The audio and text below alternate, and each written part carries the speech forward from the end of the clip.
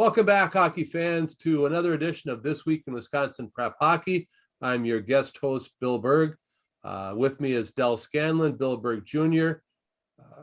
MJ Hammett is still on assignment, and we have another guest. Well, actually the same guest as we had last week, Tony Menard from the Chippewa Falls Menominee girls hockey team.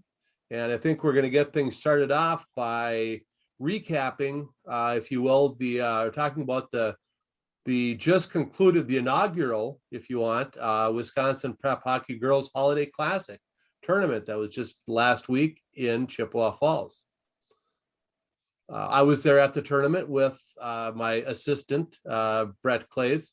We had a wonderful time. I got to tell you that the people you have there in Chippewa Falls, the group in the scores booth, you guys that do the double duty of watching the penalty box and helping the Zamboni, even the concession stand people, everybody was just first rate people.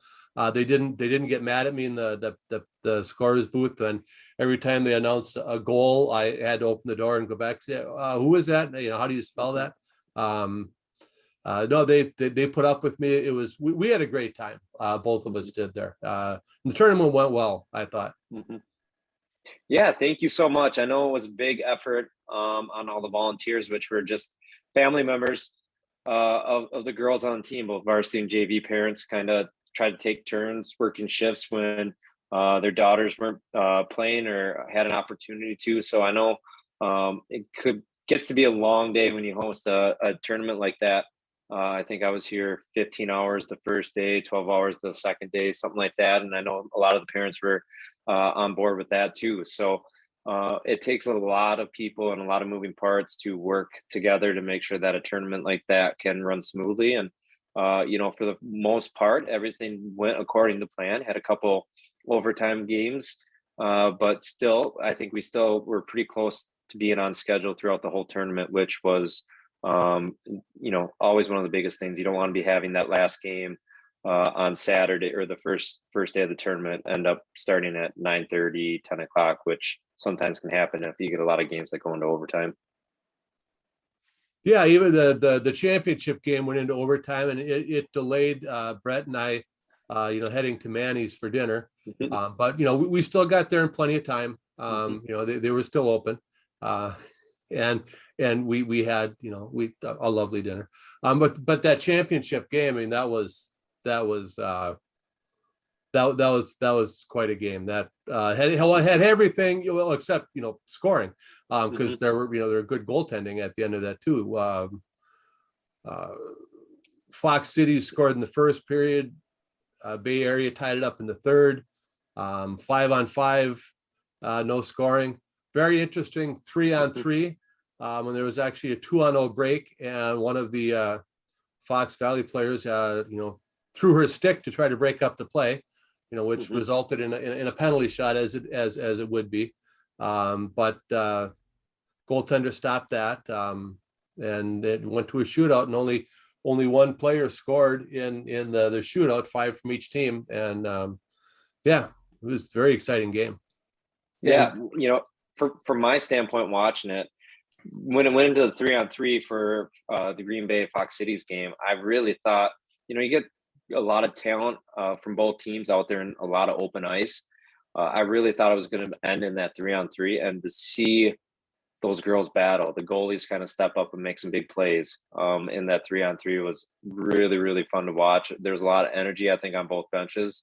And, to be honest, looking at those two teams, and even Fond du Lac over the tournament, that's going to be a fun sectional to see how that plays out come February. Well, yeah, the East. You got to look at the Eastern Shores Conference Championship.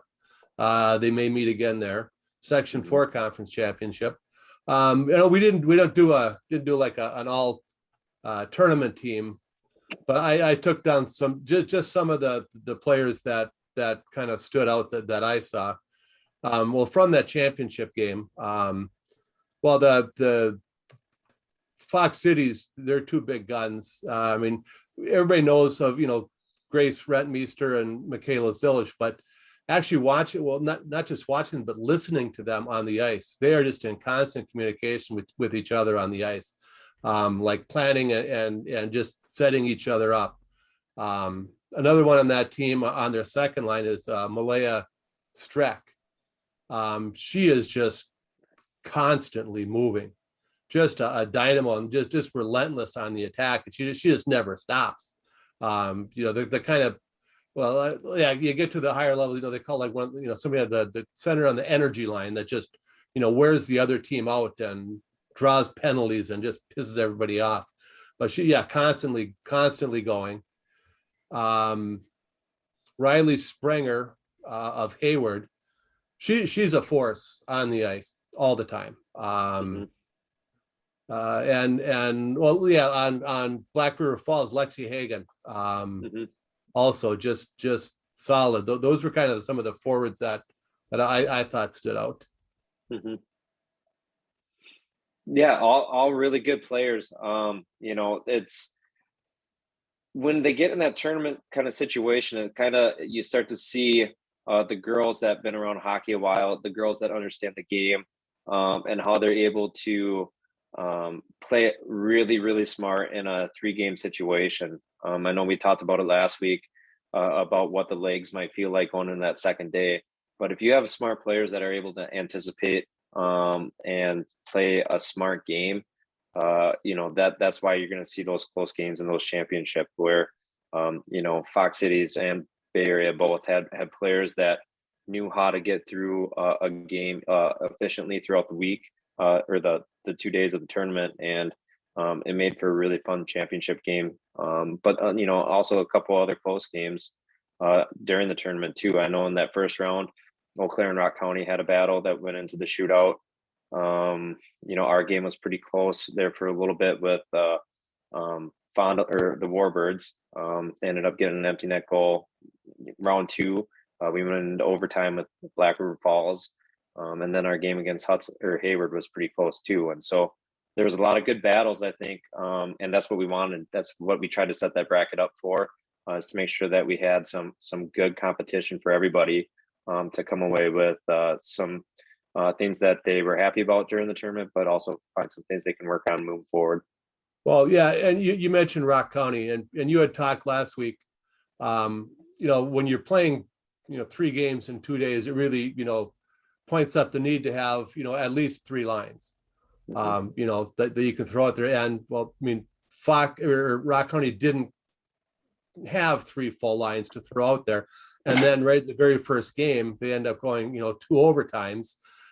So it really kind of set them back right from the first game, and I don't know if they ever really caught up. It just seemed like they just kind of lost momentum, after that. But one of the things, I mean, everybody knows. Yeah, I mean, you can look at the stats and see, Zilich and Rent Meester and those. But I like watching the defenders out there. You had one, Emily Berg, who for some reason has a H at the end of her name that really doesn't really do anything. But her and Sierra Steele, who's not up for Black River Falls, not very big, but moves the puck well. And then when I was putting the photo galleries together, doing the Warbirds, I just kept seeing 22, every picture is like 22. It's like Ella Spies, there's she's like everywhere. I don't know if they have Ted Lasso fans, or I could see the Roy Kent chant. She's here, she's there, she's every effing where. Ella Spies was just all over the ice. I mean, she just solid player, for the Warbirds. So they may not always show up actually I think Spies does show up in the scoring categories, but a lot of good defense played besides just the forwards. Yeah, really good. Those 3 names that you named off right there, they definitely stand out, and when they get their opportunities, they're able to help their team out quite a bit. And you look at a girl like Ella on that Fond du Lac team or Warbirds team, she's got the ability to help them on the score sheet just as much as she does in the defensive zone. And you pair that up with some good goaltending that Fond du Lac or the Warbirds have right now, and it's really going to be interesting to see how that section plays out. They got a big confidence win against Central Wisconsin, I think, going into the tournament. And they played really well in the tournament. So if they're able to keep that going, they're a pretty young team overall. So if they're able to keep, getting better, it's really going to be fun to see that. We've talked about it, last year. Our section one, was very competitive, top to bottom. I think it's still pretty competitive this year. But the talent wise, you look at that section 4, there's a lot of talented individuals and talented teams over there. So it's gonna be fun to watch to see how that plays out. And then, as far as the future goes, I mean, there were some good freshmen playing in that tournament. Hayward had a couple, Reese Sheehan and Michaela Reinke. And then for the Warbirds, Allison Wara, I think she was number 21. She was in the pictures all the time too. She always seemed to have the puck. Some good freshmen. So more talent, on the way coming up. We also got where we were taking pictures from, right just outside the scorers booth, right above one of the benches. So we got to hear, the coaches on the benches.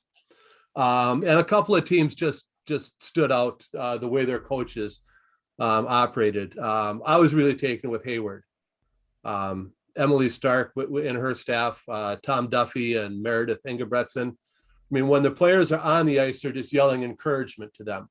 When they get off the ice, giving them instructions. How when you did a nice job of supporting along the boards there, but when the puck's in our zone, you got to be on the defensive side. There's coaching and instructing when they're on the ice, not just on the bench yelling. And Brett was pretty much taken with the Eau Claire, the Eau Claire area stars, Tom Bernhardt and his staff, basically the same thing. You, on the other hand, were on the opposite bench. That was your bench. So we never got to hear you guys interact. Yeah. But I'm sure it was the same. But the comment that I don't know, somehow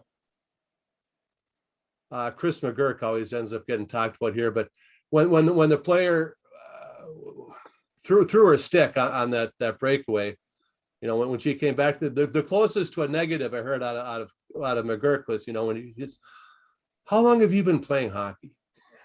It's not ever a good idea in all the time you played hockey.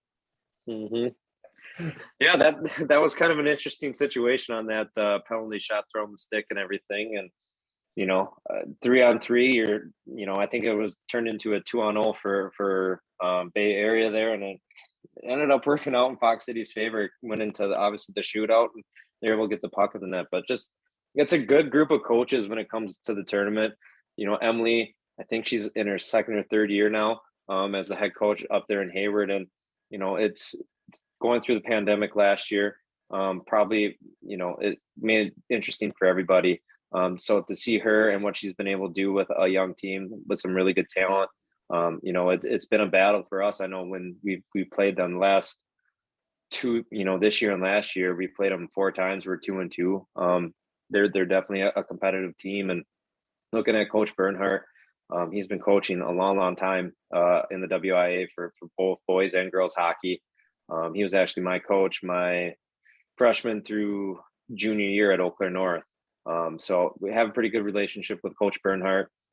He, obviously this year they're a pretty young team, a lot of new people in that situation. So, in that situation, you got to be able to coach up your players whenever you get a chance.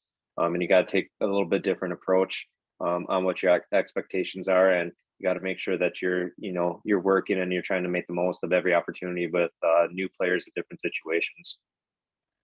Yeah, and that penalty shot, and that somehow I skipped over one of the players I had on my list here was the player who took that penalty shot was Michaela Spedcher for the Ice Bears, number 2. Watch a very Datsukian player. She can handle the puck.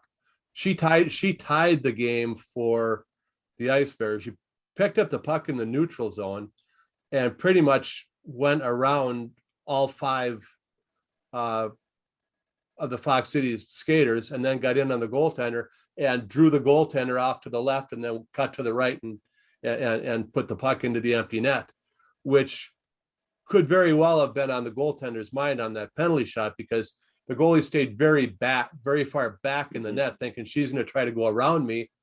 And if I'm back on the goal line, there's nowhere for her to go. And that's what happened on the penalty shot. And that's also what happened on the shootout. Tried going around a goaltender who, was already at the back of the net. So there was nowhere to go. So the goaltender learned from it, and that paid off for her as well. Yeah. Next year There's go ahead. Go for it. No, you can go. I said, well, next year you said this tournament is going to move to the Warbirds are going to host, and they're going to host it in Fond du Lac. Yep. Yeah. So, with the tournament, when it was really set up, the 3-on-3, it was pretty easy to kind of just have your tournament, kind of do what we did. And everybody would get a turn kind of hosting. But now that is more in this bracket style. We have the 8 teams, and we're still looking to keep it on the 2 days. Main reason why we like the 2 days is just, we want the kids to still enjoy, some of their break, being with their families. You see a lot of these tournaments that go 3 days. And, if you're a traveling team and you got an early, game the first day, you're going to have to end up probably having 4 days worth of tournaments. So, we got to remember that these kids are high school athletes.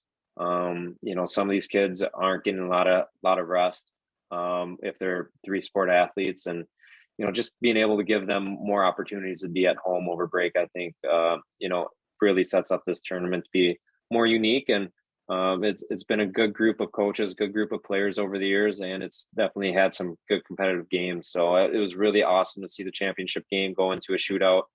And really kind of see what some of these teams are going to look like. I know after we got done seeing, Bay Area and Fox Cities play, we had talked with the girls and said, hey, that's the measuring stick right there.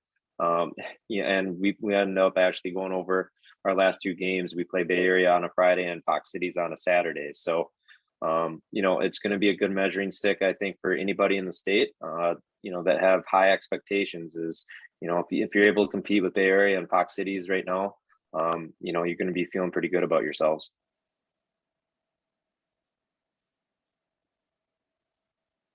Del or Bill, you guys got any questions, comments, observations? No, I think you guys covered it. I want to go real back well, to the. I want to go back to the 2-on-0 that turned into a penalty shot. You never encourage a player to throw their stick. It can be a dangerous penalty, but she did turn a 2-on-0 into a 1-on-0 with that, without putting a person in the box. Well, actually, that's what I thought initially, but as I was going through the pictures, I think they actually got the shot off on the 2-on-0, and the whistle came after that. So she didn't really break it up. Her stick missed. You were down in that corner. Yeah, I was down in the corner. It was kind of like a bang bang. It seemed like the stick was coming. It almost seems like they knew it was coming. Got the shot off right as the stick almost was starting to make contact. So would have affected it either way. Who knows? But it definitely led for some interesting conversations, some interesting things. You look at that game, I'm looking at it right now. I think there was only 4 penalties for the whole first 5 periods of play, or sorry, that would be 5 penalties for the first 5 periods, which they were both coaches were pretty happy with how the refs officiated that game and kind of just let them play it out, and they want to take the game too much into their own hands. And when you got 2 good teams like that, you want them to settle it 5-on-5 as much as possible. Yeah, there really wasn't. I mean, as a form, there was some stuff that they could have called, a little bit of hooking, a little bit of tripping, but I mean, the stuff that was blatant was called. So yeah, for a championship game, it was very good game all around. It was just like I say, it was an excellent tournament. Brett and I had a lot of fun. Got cold, especially Tuesday. We were up there for like 14 hours on on Mhm. Tuesday also. So, Yeah. but it was Yeah, a fun trip. just want to thank you guys so much for coming up and covering it. It's really good. I think way for there's the Culver's Cup too on the girls side. There's a couple really nice tournaments in the state of Wisconsin for girls hockey, and it's really nice to kind of promote it and get the good hard work that these girls put in each year out in the news a little bit more.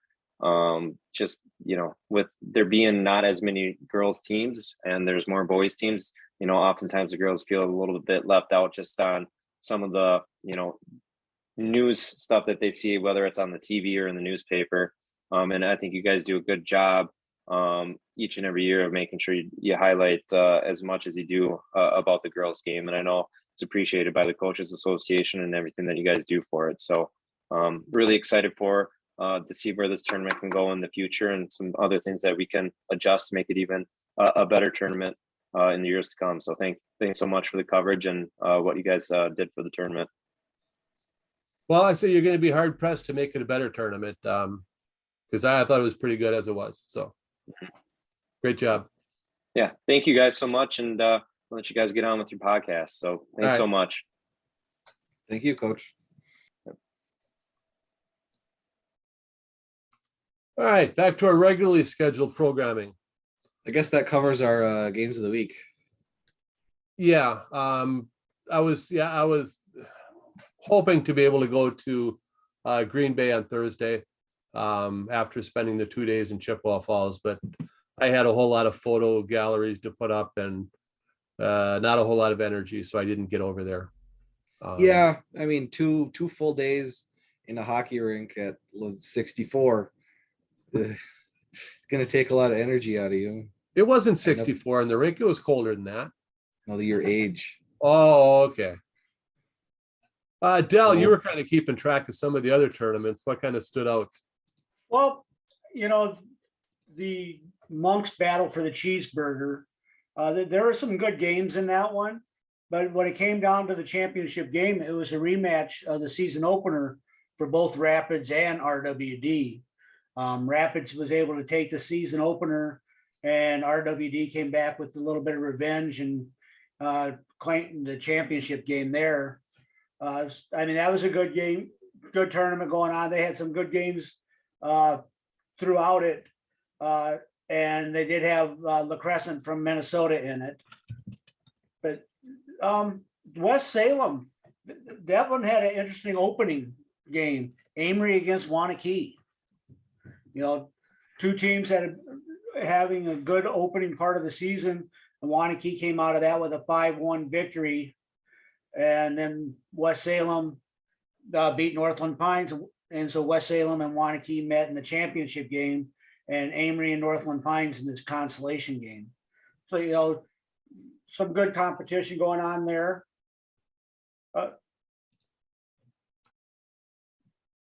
Junior, did you get a chance to see any of the Anago tournament at all on Live Barn? No, I didn't get a chance to watch any of it. I followed along as it was happening, but I didn't get to watch any of it. I know that Middleton pretty much dominated their two games in that tournament, 8-2 over Anago and then 8-2 over Everest the second day, representing the Madison area very well up there. And we heard Tony mention something about the Culver's tournament, which happens down in Madison every year. And that's one of those 3-day tournaments. And, there's some good games going on in there. Metro Lynx, who had been ranked number 1, ended up picking up 2 victories. And their game that they had against Central Wisconsin turned into a very good game. The Storm ended up winning that one 2-1. And the Storm and St. Croix Valley met in the championship game. We've never heard those teams meeting in the championship game before, have we? The Fusion and the Storm. But that was a game where the Fusion came up out on top 2-0 in that one. And one of their players, their goaltender ended up putting up 2 shutouts throughout the tournament and stuff. So Now, Then there was the Notre Dame Academy showcase, whatever they called it this year. That was a surprise. Like it was not surprising to the tournament. Like all the games in that pretty well through were close games. 2 overtime games in the first round. Springs beat Chippewa Falls in overtime. Notre Dame and Wausau West had to go to a shootout with Notre Dame taking that. Second round, Springs beat Madison Edgewood 4-2. Eau Claire Memorial, who did not play their first round game, Verona had to drop out. The first round, they were back for the second and third rounds. Eau Claire Memorial advanced. They beat Notre Dame 5-4 in that second round. So then Springs and Eau Claire Memorial met in the championship game, and that one went 5-2 in favor of the Old Abes. But that was a really good tournament.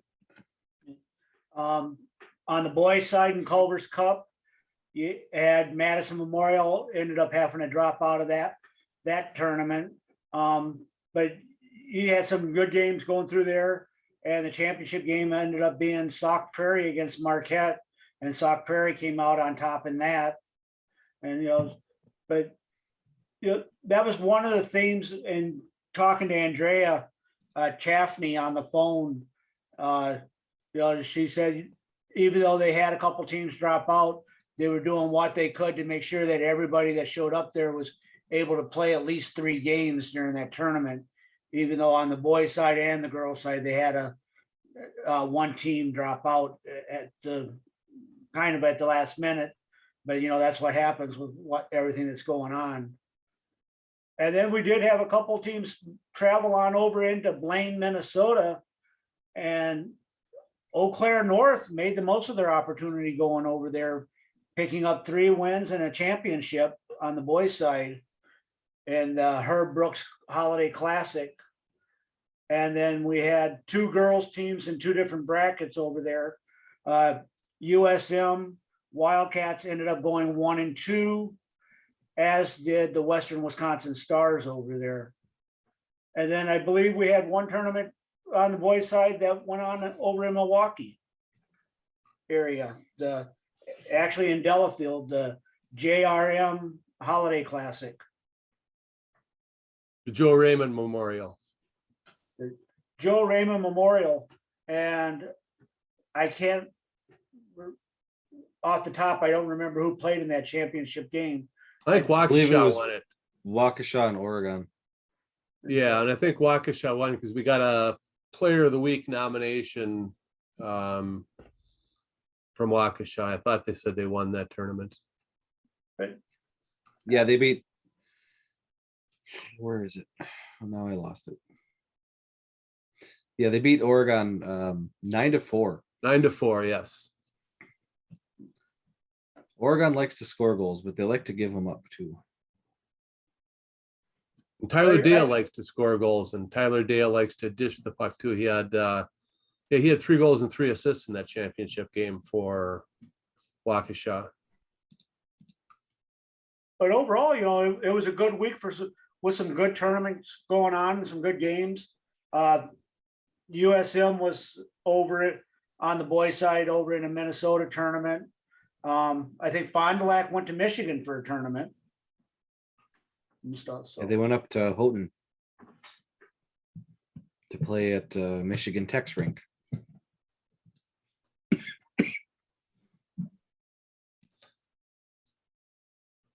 All right. So those were the tournaments which kind of comprised our games of the week.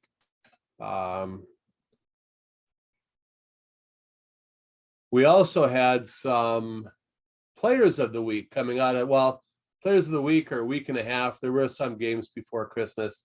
But the Radisson Madison players of the week, Del, why don't you tell us who they are? well, the Wyndham Garden Madison Fitchburg played. No, Radisson Madison. The Radisson Madison Fitchburg Players of the Week. I was going by my show notes in front of me, but the Radisson Madison Fitchburg Players of the Week on the boys' side comes a defenseman out of Wanakee. On the previous Tuesday, he had 2 assists and a 5-3 win over Verona. On Tuesday last week, he had 2 goals, 2 assists, and a 5-1 win over Amory. And on Wednesday, he had 2 assists and a 5-0 win over West Salem. And McCarthy Reed is our boys player of the week. And then we'll jump on over to the girls' side, and we have a goaltender as the player of the week. She did play in 3 games. Unfortunately, the stats for one of the games hasn't been entered yet. But she did have 35 saves and a 1-0 win over Wisconsin Valley, and 75 saves in a 2 goals allowed in a 3-0 loss to Fusion. That third goal was an empty netter, but 110 saves in 2 games. And that goes to Zoe Cole, the Brookfield Glaciers Co-op, gets the girls player of the week. And that's the Radisson Madison Fitchburg players of the week. But we did have some other players that had been nominated. We want to thank the coaches and stuff for those nominations. Fortunately, these are the 2 that stood out. Not to say the others didn't stand out, but these ones really jumped out with the most votes. Is McCarthy Reed in the vein of Jason and Keegan Ford? Weren't they both I don't know. I haven't got to defensemen see weren't they both Wanakee play defensemen yet. for Wanakee who put up gobs of points? I know for sure Keegan was a defenseman. I don't remember if Jason was. I think Jason was a forward. Keegan was a defenseman. I know Jason played forward when he was with UW. And Keegan was in the back, but I don't know that they were. I don't remember that they were actually both for defensemen in high school or not. Anyway, that'll get us up to our next segment, which is the top 6s, which generally gets a little shake up once these holiday tournaments have hit and teams play teams from different sections that they wouldn't normally see. And we get to get a little more overall picture of the state in general, which didn't really change the top of the Division I at all. Nope. The first 5 are the same as they were 2 weeks ago. Hudson, Eau Claire Memorial, Nina Hortonville Menasha, Notre Dame Academy, and Madison Edgewood. The only changes this week, Wanakee took the 6th spot and Verona dropped off the list. D2, the top 2 are the same. St. Mary Springs and Oregon. Rice Lake moves up from 5th to 3rd. New Richmond is still 4th. Amory moves back from 3rd to 5th. And then Somerset takes up the 6th spot. They were unranked last week, and Baldwin Woodville had that spot last time. And then the girls, all hell broke loose, considering that other than Hudson's girls, every team that was on the top 6 was either in the Wisconsin Prep Hockey Girls Holiday Classic or in the Culver's Cup.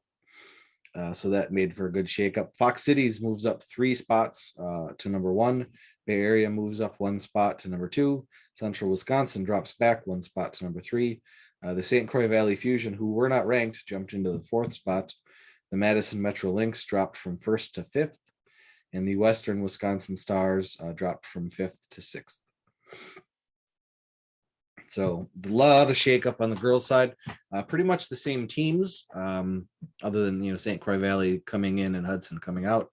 But that's just a factor of there being 6 teams instead of 7, since they're both next out on each of the last 2 lists. So really, yeah, the same teams on the girls' side, but they're all shuffled around. Talking to one coach when he sent in his votes, he said that he really does feel like the Madison Metro Lynx are the best, deepest team in the state, but with the schedule they played, he didn't feel if he could rank them at number 1. And then after they had their loss to the Storm in that tournament, and that gave him a reason where he could move them down. He's looking forward to them going forward. Hopefully, playing some stronger teams, because they've had a pretty soft schedule so far, but that'll change. That changes for everybody. And he did feel like they were still the deepest team in the state, which is kind of scary, considering just how good Fox Cities and Bay Area were in that tournament over there, and how good the Storm and the Fusion proved to be down at the Culver's Cup. If the Madison Metro Lynx are fifth and they're the deepest team in the state, we're looking for some pretty good sectionals and a really good girls state tournament this year. You're looking at D2. I see Amory drop 2 spots, and I don't know how much that loss to Wanakee actually hurt them. But if people are just looking at that score, you're talking about a strong Wanakee team, and Amory really it's going to stay up there. I look for them to actually move back up in the next couple of weeks again with their schedules. The D2 bracket last year never stabilized the way we see D1 and girls typically do. It was generally the same teams as the season went on, but even towards the end of the year, there were a couple new teams jumping in and teams dropping out. The T2 bracket or ranking has just never stabilized the way the other ones do. I think it comes from the fact that those are small schools, so there's very few of them are going to be 3 deep lines of hockey, so there's going to be some losses that they take that they probably shouldn't, and there's going to be some wins that they pick up that are a little surprising. So the D2, you're going to see a little bit more jumping around. Do you think part of that comes from them playing the D1 schools and them taking those losses, and people aren't really while the coaches realize there's the difference, they're still seeing kind of the win-loss and the differential, and that takes a little bit of effect on it? I don't know, because Rice Lake has been constantly ranked, and obviously I don't remember how last year's state tournament went. They went to the state tournament the first year of D2. I think they were part of it last year. I don't remember who played the semifinals anymore because they weren't all in one location.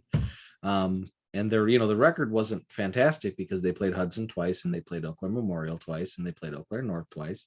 They played Chippewa Falls twice because they play in the Big Rivers Conference. And, that the 4 teams I just mentioned are all big, strong D1 teams. And then you have Rice Lake, New Richmond, Menominee are all D2 teams in that conference. So, there's a good mix there.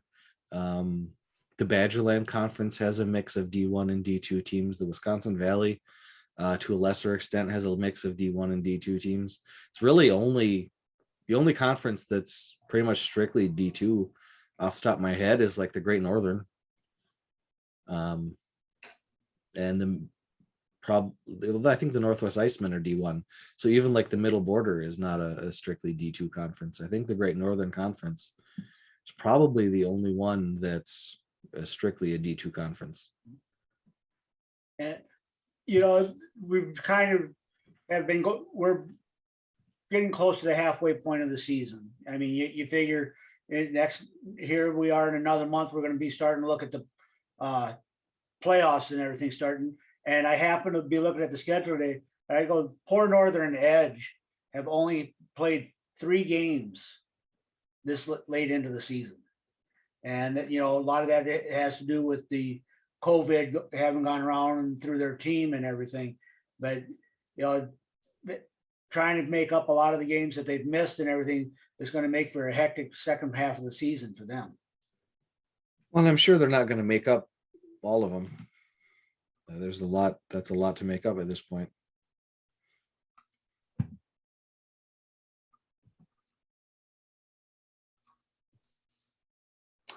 Alrighty. Coming up this week, we are going to make Dell do all the work this week. Where are you going to go this week, Dell? Well, Friday evening, I'm going to take a ride over to Circus City. And since the Circus World Museum's closed, I figure I'll take it in a hockey game over at Pierce Park and see the Rock County Fury take on the Badger Lightning. And then Saturday on the boys' side, I was told that Elvis is celebrating his birthday at Wanakee. And so I wanted to go see if I can see Elvis watching the Janesville take on Wanakee at the ice pond of Wanakee. Oh, then you're going to get to see, the one person on my list that I forgot to talk about from the tournament that I was at, which would be Olivia Cronin. the Rock County goalie. As we mentioned during that, when we were talking about the tournament, Rock County, they went, their first game, they tied at 2-2 and had to go a couple of overtimes, and that kind of put them behind, because they were light on numbers to begin with. But in that 2-2 game, that was against the Eau Claire Area Stars, that one that went overtime, the two overtimes. I don't see any game details on that one. I as I recall, they were outshot something 60-20, something like that. She kept them in that game. She's a solid goaltender. She kept her team in games. She keeps her teams in games they probably have no business being in, but you'll have fun watching her play. I got to see her play against the Metro Lynx earlier this season, and I think she had 22 saves in the first period of that game. And I go, she is fun to watch. I mean, like the Hayward game coming out of that overtime game for Rock County, they lost 4-1. They were outshot 54-7. Like they were not prepared to play another hockey game. Oh, she had 50 saves. And they were, because they were, to keep on schedule, they were not resurfacing between the first and second period. So Rock County played 3 periods, an 8-minute overtime, a 5-minute overtime, did a shootout, came back, and then that's the second period of that game, as I recall, they didn't get a shot on net. Rock County didn't in that game against Hayward. They were gassed. Well, and they are playing with about what, maybe 10, 11 skaters. They didn't have a whole lot of extra bodies on the bench. Well, that's a nice, like Rock County and the Badger Lightning are is our game of the week this week. Rock County has, I believe, 11 skaters and a goalie on their roster.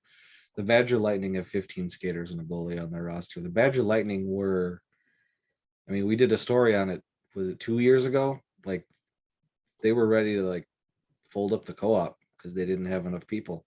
And then a coach came in and made it happen. And they're still there. And then, Rock County was just in the state tournament a couple of years ago. They brought 5 bands to the state tournament. Yeah. And this year they've got 11 skaters and a goalie. So we're hoping that those teams make a nice rebound. If I remember correctly, with that Badger Lightning a couple of years ago was when a few years ago was Sarah Durst, a former player, came in and coached them for that 1 year, and then she actually left and joined the Marine Corps after when that season was over, and she's still serving in the United States Marines. And then Rick Kapner has since come back and is now the head coach of them for the last couple of years. So, but yeah, I think it should be a good close game and everything, which is what we're wanting for our games of the week. Is an interesting game. Yes. And let's see. That's so sweet. Oh, yeah. Okay, you did cover that. Okay. Final thoughts. I think Del, you've been officially nominated to encourage about the Hobie Baker Award. Yes, I'm sure all the coaches today probably received another email from Jim Hayes wanting all the coaches to send in a nomination for the Hobie Baker Award.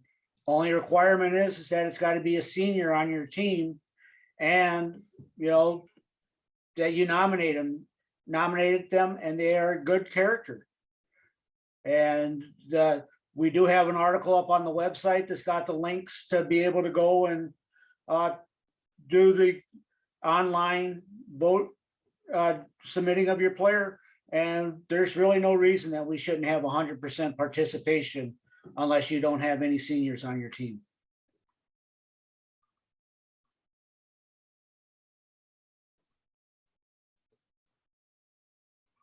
All righty. Well, I'm not seeing that link on our site. Maybe it fell off. I copied it and made an article just before our meeting last week. Okay, I'll do something to it to get it pushed back up to the front page then. We can make it the button now that holiday tournaments are over. Oh, there you go.